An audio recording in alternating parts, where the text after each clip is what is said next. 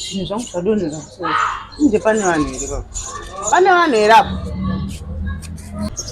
Ndiani muri kutiko? Ndini ndiri kudawo zvinhu zvangu zvadonhera paseri apo. Ndimo. Zviko zvamumbotora madonhedza imambo. Ndadonhedza mabhrangu nemataiti apo nemasocks ndo zvandiri kuda kutora. Ndo zvadonhera kuseri. Vhura mpinde munenge futi kuyanika zvinhu pachirawo pedu. Ewe ndazvinzwa. Zviko zvamunombononga mbemi muchiita kuviga igodaro.